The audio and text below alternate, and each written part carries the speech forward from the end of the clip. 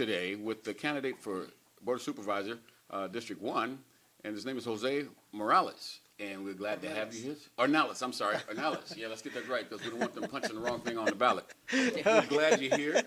And let's start out by having, just tell us a little about yourself and you plan for running for supervisor and why. Well, thank you. Thank you for inviting me to your show. And my name is Jose Ornelas.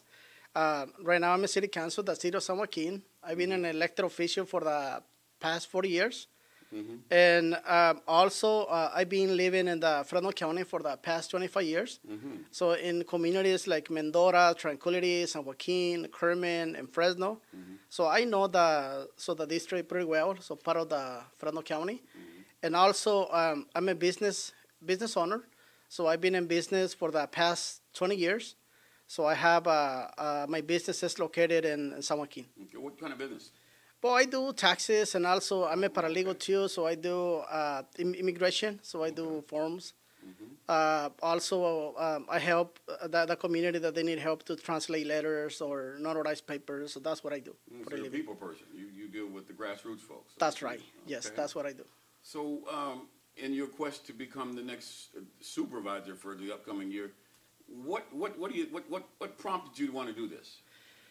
But let me start when I decided to run for the city council 4 years ago. I never thought about running for office, but I started seeing the injustice on my community for business owners, for the community. So I decided to run for council. So I won. Now on this past 4 years, I've been seeing the same thing as a county level. So I see a lot of injustice, a lot of need a new leadership, a new representation. So I decided to run and be everyone, their voice, and represent everyone. So not only few people, but I'm here to represent everyone living in the Fresno County, not only in my district, but on the county. So let me ask you, can you give us one example of an injustice that you noticed that helped prompt you to run for Well, board supervisor? I can set businesses. So a lot of businesses are having issues on start their business. I think they need help because that's what happened to me. So I started from the bottom, and it's been hard. Another injustice that I see is we need better jobs on the county. So I consider my district one of the, well, like my city of San Joaquin is the poorest city on the whole state of California. What? So that needs to Say be that changed. again? There's the poorest city on the state of California. Wow. Yeah, and that's on the Fresno County. So, Mr. Ornelas, you're already in government. Yes, I am. Is the problem the people in government, or is it the process? I hear all the time, there's so much graft and there's so much criminality and, Well, so much corruption. But my question is, it seems to be ongoing no matter what level of government you look at. And of course, it's not everybody. There are many good people in government. But is it that we have bad programs, bad laws, or is it that we have people that are just not doing what they should be doing? Or is it both? Well, in my opinion, I think it's elected officials because some of the elected officials, they get elected only for the title. That's what I've been seeing on the 40 years. We have good programs. I think that we have good laws that we need to follow. But what I see is the elected officials are not doing their job. Some they get elected only for the title, and as soon as they are elected, they don't care about us anymore. So they care about their title, their pay, and that's what I see. And that's one of the reasons that I want to change that. So that's the reason I'm running, because I want to change that. I want to prove to everyone that I'm not for the title. So I'm to make the change and represent everyone on the Fresno County. So to have a voice. Well, when I say programs, and I appreciate that answer, I get what you're saying. But, a few years ago there was the issue with the council members in Bell paying themselves ridiculous amounts in a poor city. And I'm asking myself then and now, how is it that they were able to do that? Because they can vote themselves raises when they want. that's a problem with the program. You know, you put a dishonest person or a self-interested person in a position like that, and there's no law, no statute, nothing on the books that says they can't do this. So, I mean, why is there not? I work for a school district. We're on we have a range, right? Why are there not more programs in place that, or do you think it would help if there were more programs in place that were statewide, that said, for example, we don't care what county you're from, we don't care what city it is, city managers cannot make more than this, or city council people cannot vote more than a 3% raise every 5 years, whatever. There's so much criminality because it seems to me there's nobody guarding the chicken house, and the people who own the chicken house are the ones making the rules. I mean, I just think we need better programs, and I wonder if that's part of it. Well, you're right. Well, I think we have good programs. The only what I think is elected officials are not accountable to do their job, so that's what we're missing. A lot of people in our communities are not educated. They don't understand how government works. So a lot of communities, the community doesn't show up to the meetings. So the council member decide what to do. And I think what we need to make sure is the community get involved on these meetings. So be more involved and understand how the law works. So like that, we have more input because we have good programs. We have the only thing we need to make everyone to be accountable on do their job. So you're elected day one. What's the first thing you're going to do? The first thing that I will do is I will make sure that everyone has a voice. I will make sure that communities, like not only on my district but on the whole county, they will have the same representation. They will have the same money because right now some communities are more wealthy than other communities, and I think everything needs to be equal. So do you think town halls on a regular basis would be beneficial to the folks in your district to connect with you? Yes, I think that's one thing, and also I think when I get elected, I will go to every community in my district and talk to elected officials or leaders and see what are their needs, and then we can start from there. Okay, but you said something pivotal. And Mel and I would go back and forth about this all the time. The people need to understand the power that they have. Sometimes I feel like, it doesn't matter. The people don't have any power. You go out and march about something, you get arrested and perhaps killed. But then on the other hand, some days you catch me and I say it's all about the people. If they would just claim their power. So is there anything in particular that you plan to do to educate the people, to make them know, what, and town halls are a great idea, but, maybe town halls with people that educate the populace on what power they have and what politics is all about. I mean, do you see that as important? I see that, and also I think we need to start with schools too, with districts, because education is so important for me. If they get a good education and they understand, and then also by having meetings, inviting the community, so they know they are the ones that put us in office, but also they need to make us accountable to continue to do the same job. Because if they only elected us and they leave us on the side, then we are not going to do anything. And I've been seeing that for the past 40 years that I've been in office. Folks, we're talking to Mr. Jose Ornelas, who is running for County Board of Supervisor, Area 1, District 1, I believe it is. And we're having a conversation. As you can tell, we're not just giving him a list of questions. We're trying to feel from and glean from him what his feelings are about the office.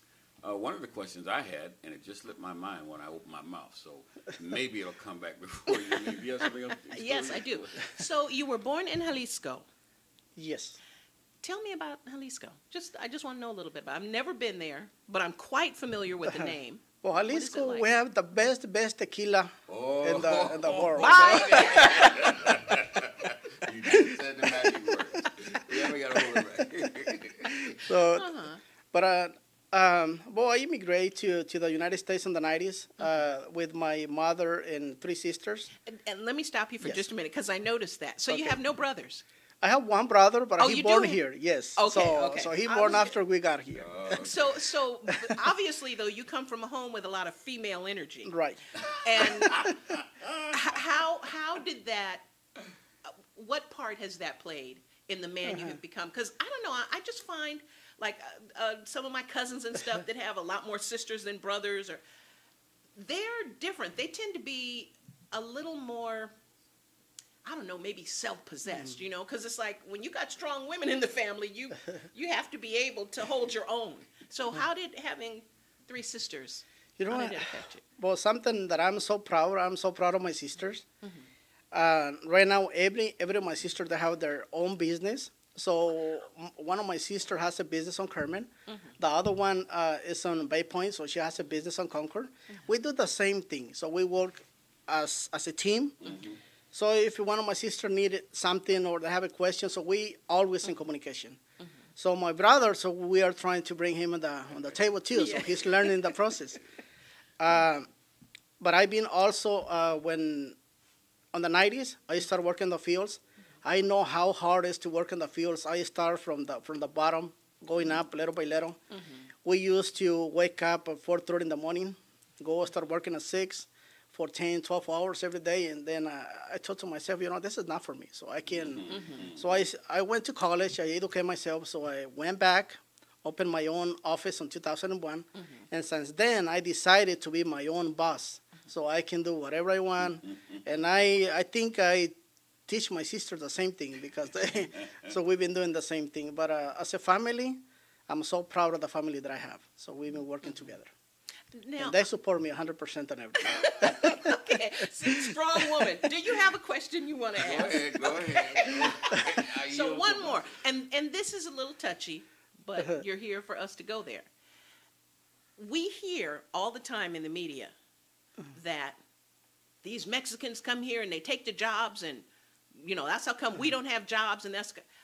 I'm just curious, when you were working in the fields, how many non-Mexican people were there standing in line for those jobs? Were there a whole lot of blacks or a whole lot of whites or a whole lot of Hmong people that were standing in line for those field jobs? Because I hear that all the time, and I hear it from black folks and white folks. And I'm saying, my grandfather lives in the Moore, and when we were kids and, you know, we would be driving out here, I didn't see anybody that looked like me in the fields. I don't see how that works. I don't see how. So just, you know, tell me, are those people right or are they wrong? Because my experience is I don't see anybody else lining up for those jobs. Well, they are wrong. To be because, well, I remember when I was working in the fields, you can see only Mexicans getting up. Not only Mexicans, but also Salvadorians, like other hard-working people. So you can see those hard-working people getting up at 4:30 in the morning, working 10 to 12 hours. And then one of the top things everyone is facing is they live paycheck to paycheck. And if you missed a day you work, that's part of your rent. That's part of the food you bring into the table, part of the bills. So it's hard. And I've been in through all that, so I know how hard it is to live paycheck by paycheck because I've been there and I understand all the necessities these people in our communities have.